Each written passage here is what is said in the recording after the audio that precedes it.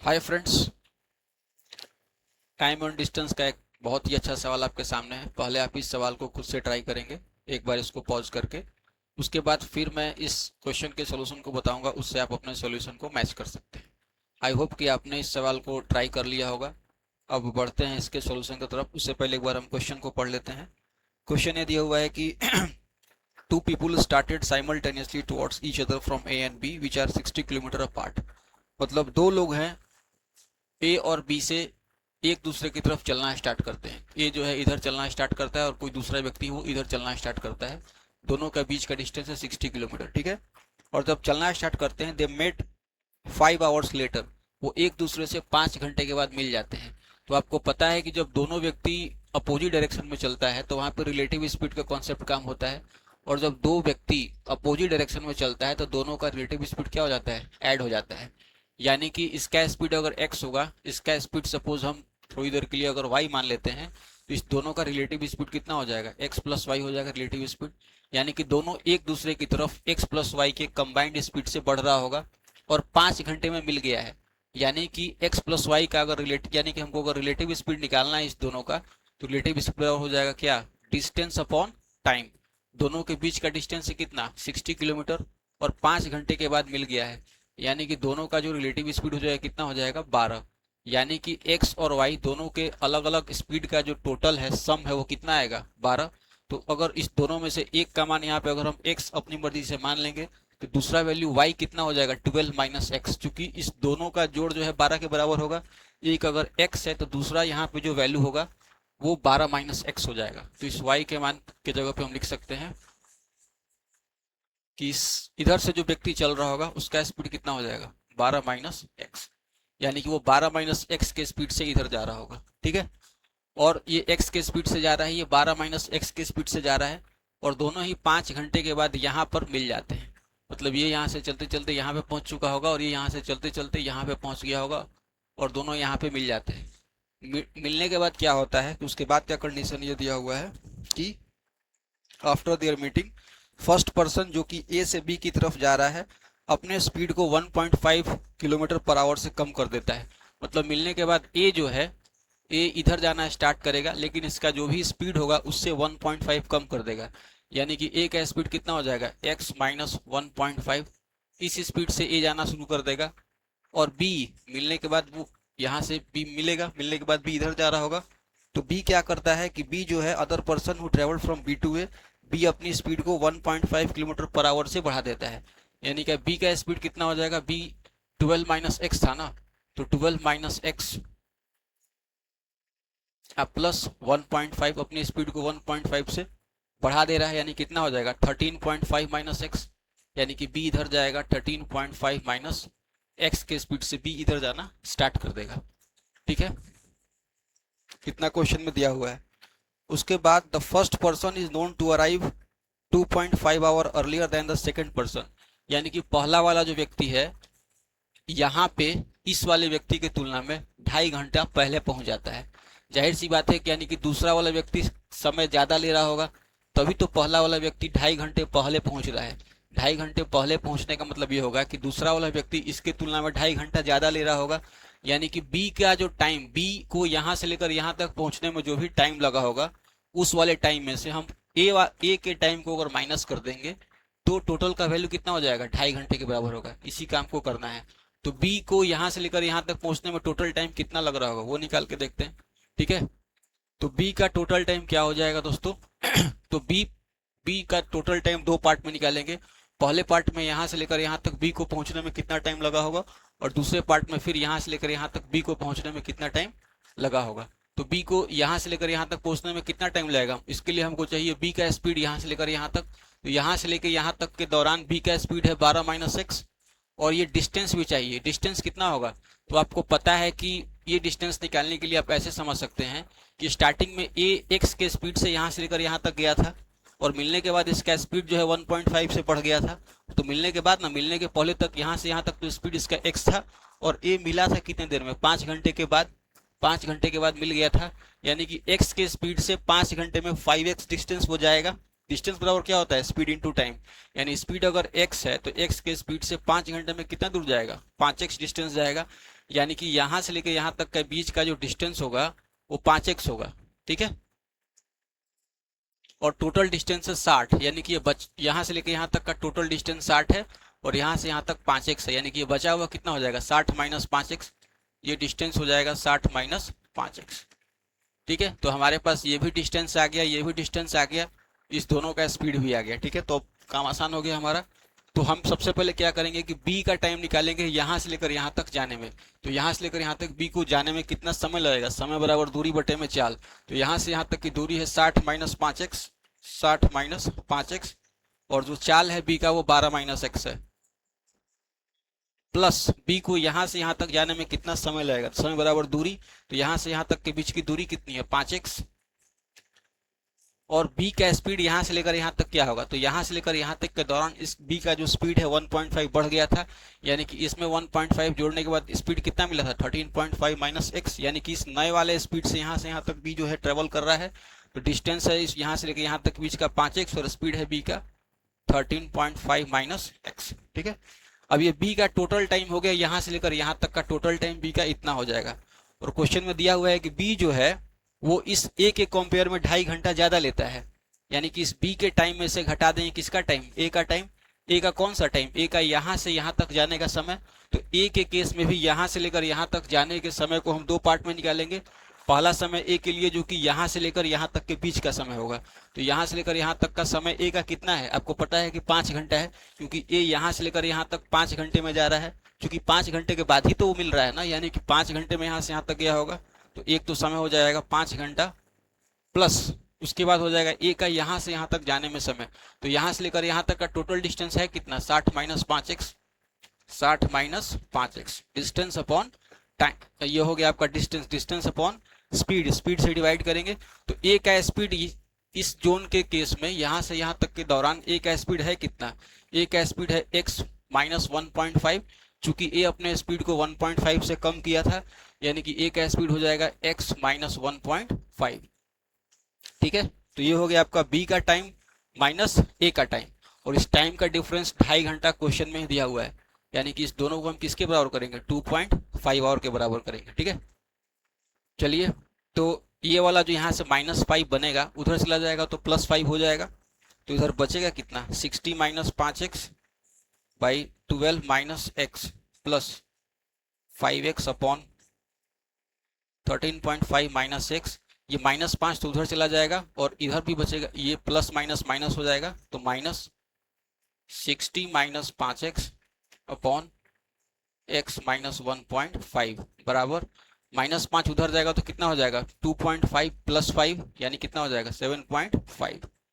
अब आपको क्वेश्चन में पूछ रहा है कि इस a की स्पीड क्या है, क्वेश्चन में क्या पूछा है कि a की स्पीड क्या है। तो a का स्पीड निकालने के लिए या तो आप इसको एक इक्वेशन में कन्वर्ट करेंगे, इक्वेशन में कन्वर्ट करने के बाद x का मान निकालेंगे, जो कि बहुत ही लंबा प्रोसेस हो जाएगा। तो उससे बचने के लिए एग्जामिनेशन हॉल में आपके पास क्या होगा, ऑप्शन दिया हुआ होगा। तो हम ऑप्शन को इस इक्वेशन में रख के सेटिस्फाई करके देखेंगे कौन सा ऑप्शन इस इक्वेशन को सेटिस्फाई करता है कि नहीं।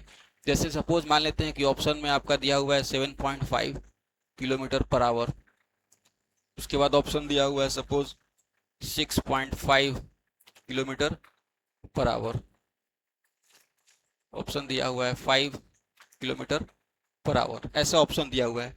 तो पहले ऑप्शन को हम उठाते हैं, 7.5 को उठाते हैं। तो इसमें 7.5 को पुट कीजिए, कितना हो जाएगा 7.5 में 5 से गुना करना है तो 7 पंजे 35 और 0.5 का 5 गुना 2.5, 35 और 2.5 37, यानी कितना हो जाएगा 60 माइनस 37.5। उसके बाद इसमें से हम 7.5 को माइनस करेंगे, कितना बचेगा 4.5, प्लस 5 में 7.5 से गुना करेंगे 35 2.5 37, माइनस इसमें से हम 7.5 को माइनस करेंगे 6, माइनस 60 माइनस 7.5 को गुना करेंगे इस 5 से, यानी कि 37.5 डिवाइडेड बाई इस 7.5 में से एक हटाएंगे 6। अब इसका कैलकुलेशन अगर 7.5 के बराबर आ गया, यानी कि ये ऑप्शन सेटिस्फाई कर दिया, तो करके देखते हैं कितना हो जाएगा 40, 40 हो जाएगा 20 और 2.5 22.5 डिवाइडेड बाई 4.5 प्लस ये कितना हो जाएगा 375 बाई 60 माइनस ये हो जाएगा 40, यानी कि 22.5 6 पॉइंट को हटाएंगे तो 60 आ जाएगा, ठीक है। ये 45 से जाएगा 5 बार में चला जाएगा, और ये हो गया आपका कितना, ठीक है। तो ये 5 बार में चला गया, तो 5, अच्छा दिखाई नहीं दे रहा है, ओके।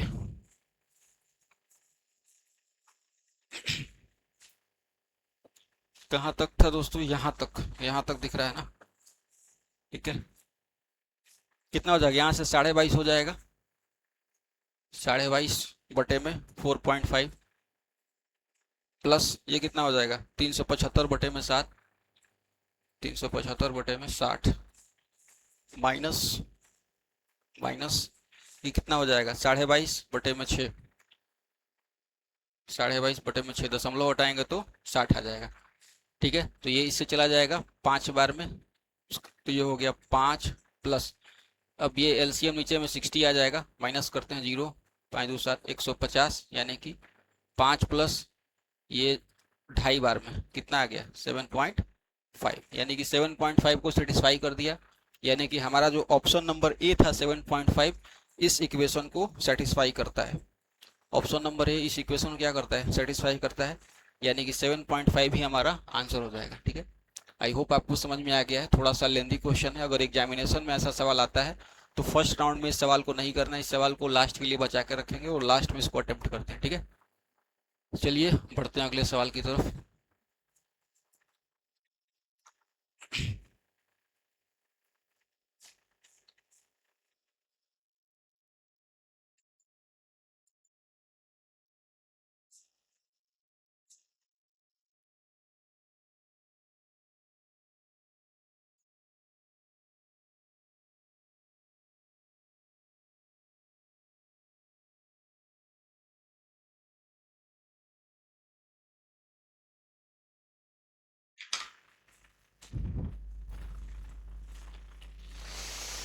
पहले आप इस सवाल को खुद से अटेम्प्ट करेंगे, आई होप कि आपने अटेम्प्ट कर लिया है। अब बढ़ते हैं इस सवाल की तरफ, ठीक है। क्वेश्चन ये है कि tourist covered journey partly by foot and partly bye बस, यानी कि एक यात्री कुल दूरी का कुछ भाग पैदल और शेष भाग बस से तय करता है, यानी कि कुछ भाग पैदल पैदल यानी कि फुट से, और कुछ भाग बस से तय करता है, ठीक है। कह रहा है कि वॉकड फॉर 90 किलोमीटर, मतलब वो 90 किलोमीटर जो है पैदल चलता है, and road the bus for 10 kilometre, और बस से कितना राइड करता है 10 किलोमीटर ट्रेवल करता है। उसके बाद कह रहा है कि he spent 4 hour less on the bus than walking, यानी कि वो वॉकिंग पे जितना भी समय लगाया होगा उससे 4 घंटा कम बस पे लगता है, यानी कि बस पे अगर टी टाइम लगता होगा तो जाहिर सी बात है कि वॉकिंग पे t+4 लगता होगा। क्वेश्चन में ये कह रहा है कि he spent 4 hour less on the बस, बस पे 4 घंटे कम लगता है वॉकिंग के कंपैरिजन में, पैदल चलने के कंपैरिजन में, यानी कि पैदल चलने पे अगर t+4 आवर का समय लगता होगा तो इससे 4 घंटे कम क्या होगा टी होगा, यानी कि बस से वो टी घंटे के लिए ट्रेवल करता होगा, ठीक है। उसके बाद कह रहा है कि if tourist had reverse the time he traveled by foot and by bus the distance traveled on each part of the journey would be equal। कह रहा है कि अगर इस टाइम को रिवर्स कर दिया जाए, यानी कि पैदल चलने का समय अगर टी हो जाए, पैदल चलने का समय अगर टी हो जाए और बस से चलने का समय अगर t+4 हो जाए, बस से चलने का समय अगर t+4 हो जाए, तो जितना डिस्टेंस यहाँ पे ट्रेवल करेगा उतना ही डिस्टेंस यहाँ पे ट्रेवल करेगा। ये क्वेश्चन में दिया हुआ है, तो पूछ रहा है कि उसने बस से कितना चला होगा, ठीक है, उसने बस से कितना चला होगा, तो बस से कितना, यही सवाल दिया हुआ है, ठीक है। तो आप ये देखिए यहाँ पे कि टोटल यहाँ पे बस से 90 किलोमीटर चला है, कितने समय में टी समय में, एक्चुअल समय तो टी था ना, ये यहाँ पे एक्चुअल टाइम है स्टार्टिंग वाला, तो एक्चुअल समय में बस से 10 किलोमीटर चला है टी घंटे में, यानी कि बस का अगर स्पीड निकालना होगा तो स्पीड बराबर क्या हो जाएगा, स्पीड बराबर होता है डिस्टेंस अपॉन टाइम, यानी बस से डिस्टेंस कितना होगा 10 किलोमीटर, बस से टाइम कितना लग रहा है टी, यानी कि 10/t, ये इसका क्या हो जाएगा स्पीड हो जाएगा, बस का स्पीड हो जाएगा, ठीक है। और दूसरे केस में अगर पैदल चलने का स्पीड निकालना होगा तो स्पीड बराबर डिस्टेंस अपॉन टाइम, डिस्टेंस कितना लिया है 90 किलोमीटर, पैदल 90 किलोमीटर चला है कितने देर में t+4 आवर में, यानी कि डिस्टेंस अपॉन टाइम t+4 से डिवाइड कर देंगे, तो ये जो हो जाएगा आपका स्पीड हो जाएगा पैदल चलने का, यानी कि पैदल चलने का स्पीड 90/t+4 और बस से चलने का स्पीड 10/t। अब दूसरा क्वेश्चन में कंडीशन ये दिया हुआ था कि अगर इस टाइम को रिवर्स कर दिया जाए, यानी कि पैदल चलने का समय अगर t+4 हो जाए, बस से चलने वाला ये, अगर पैदल चलने का समय अगर ये t हो जाए और बस से चलने का समय अगर t+4 हो जाए, तो दोनों ही केस में डिस्टेंस क्या हो जाएगा, बराबर हो जाएगा। तो हम डिस्टेंस को केवल बराबर कर देंगे और आपका आंसर आ जाएगा। डिस्टेंस को बराबर करते हैं। डिस्टेंस बराबर क्या होता है, आपको पता है कि डिस्टेंस बराबर होता है क्या, स्पीड इनटू टाइम। तो पहले केस में डिस्टेंस, स्पीड, स्पीड क्या है 90 बाई t+4, ये है स्पीड, इनटू टाइम, टाइम कितना ले रहा है टी। तो ये जो डिस्टेंस होगा ये बराबर होगा सेकंड केस के डिस्टेंस के। सेकंड केस में भी डिस्टेंस के लिए क्या करना होगा, स्पीड इनटू टाइम।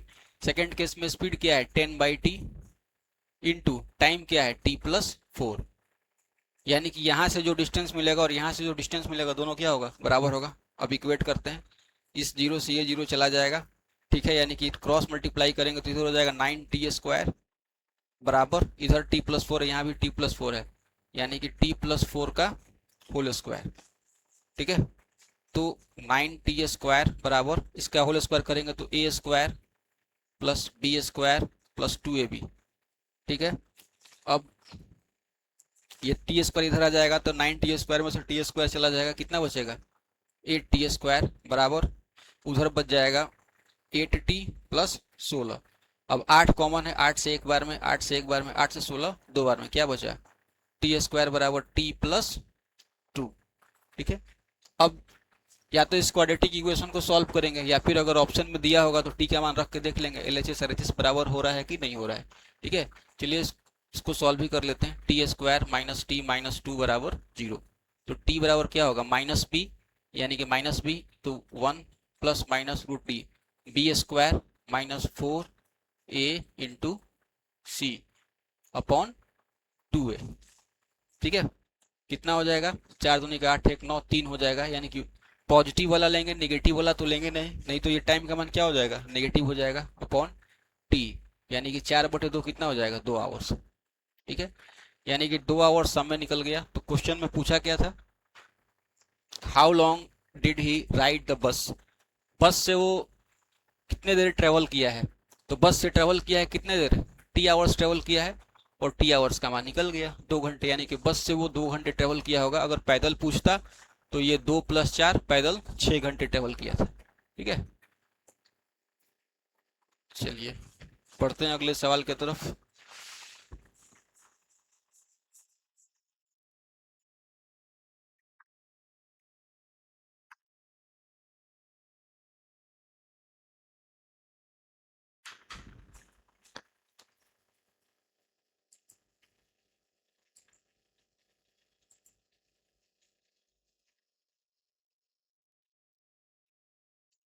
ठीक है,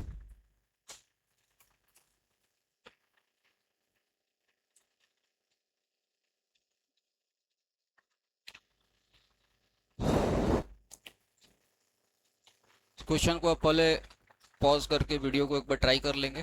आई होप कि आपने ट्राई कर लिया है। अब सवाल को पढ़ते हैं।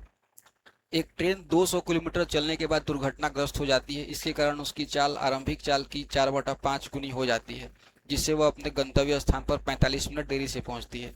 यदि दुर्घटना उक्त स्थान से 40 किलोमीटर आगे चलकर हुई होती तो ट्रेन गंतव्य पर केवल 30 मिनट देरी से पहुंचती, ठीक है। तो क्वेश्चन ये कह रहा है कि after travelling 200 kilometre a train met with an accident. Train जो है टोटल यहाँ से चलना स्टार्ट करती है और 200 किलोमीटर चलती है। ट्रेन जो है 200 किलोमीटर चलती है। 200 किलोमीटर चलने के बाद यहाँ पे क्या हो जाता है, एक्सीडेंट हो जाता है। यहाँ पे ट्रेन का एक्सीडेंट हो जाता है और एक्सीडेंट होने के बाद क्या होता है कि इसका स्पीड जो है became 4/5 of its actual speed. Actual speed का 4/5 हो जाता है।